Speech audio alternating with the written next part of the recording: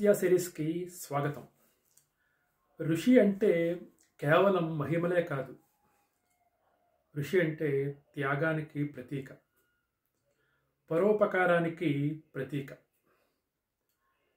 అగస్త్య మహాముని దానికి ఒక పెద్ద ఉదాహరణ.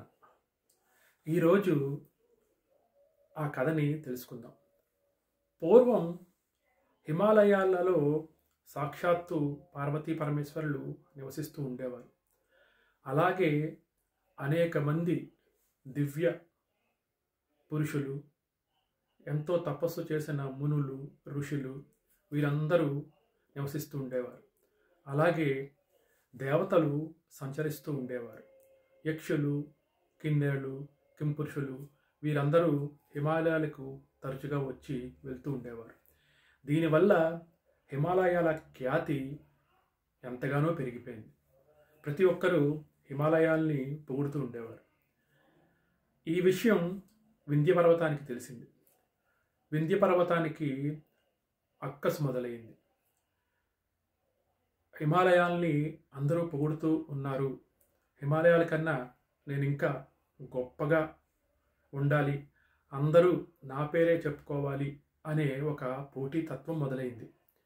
దానితో వింధ్య పర్వతం అమాంతంగా ఎత్తు పెరగడం మొదలైంది.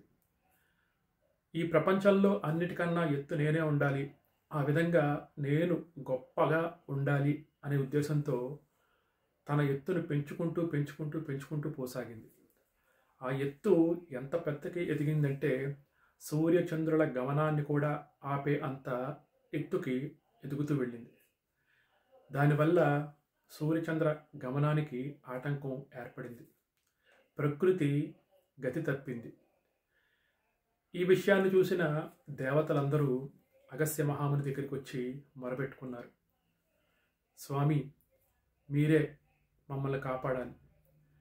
మాకు ఎప్పుడు ఏ ఆపదొచ్చినా మీరు వెన్నుండి మమ్మల్ని ఆపద నుంచి రక్షించారు. ఈ ఆపద నుంచి కూడా మీరే రక్షించాలి అని వేడుకుంటారు. అగస్త్య మహామునికి శివుడంటే పంచప్రాణాలు. ఆయన అనునిత్యం ప్రతి నిమిషం శివుని ఆరాధనలోనే వారణాసిలో ఉండి 3 పూట్ల శివుణ్ణి ఆరాధిస్తూ ఎల్లవేళలా ఆయన ధ్యానంలోనే ఉండేవారు. శివుడంటే పంచప్రాణాలు. ఆయనకి వారణాసి వదిలి వెళ్ళడం అంటే మరణంతో సమానం. కానీ పరోపకారం అంటే ఏంటో ఇక్కడ చూడండి. ఈ వింధ్య పర్వతాన్ని, దాని నుండి వచ్చిన సమస్య నుంచి మొత్తం లోకాన్ని ఎలా రక్షించాలి అనే విషయంలో ఆయన చేసిన త్యాగం అంతా ఇంత కాదు. ఆయనకి ప్రాణ సమానమైన కాశీనే సాక్షాత్తు వదులుకున్నారు.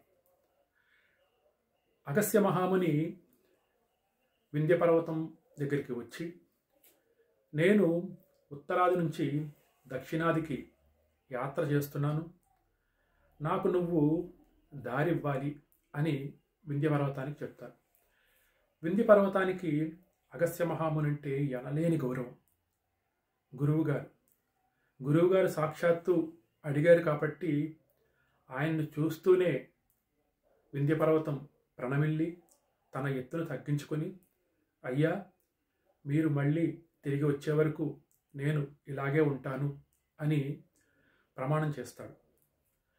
అగస్త్య మహాముని తదాస్తు అని చెప్పి ఆయన ఉత్తర భారతదేశం నుంచి దక్షిణ భారతదేశానికి వస్తాడు.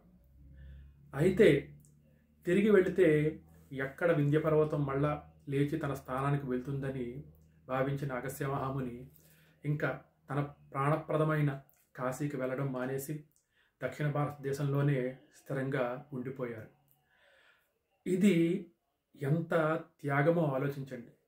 తన ప్రాణానికి ప్రాణమైన శివుణ్ణి, వారణాసిని ప్రజల యొక్క సంక్షేమం కోసం, వారి రక్షణ కోసం, వారి మంచి కోసం త్యాగం చేసి తన శాశ్వతంగా ఇష్టమైన వారణాసికి దూరమై దక్షిణ భారతదేశంలోనే స్థిరపడిపోయారు.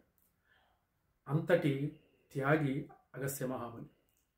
ఇంకా ఎన్నెన్నో అద్భుతాలు ఆయన జీవితంలో ఉన్నాయి. వచ్చే వీడియోస్లో వాటిని కూడా చెప్పుకుందాం. ఈ వీడియో మీకు నచ్చితే లైక్ చేయండి, షేర్ చేయండి, సబ్స్క్రైబ్ చేయండి. నమస్కారం.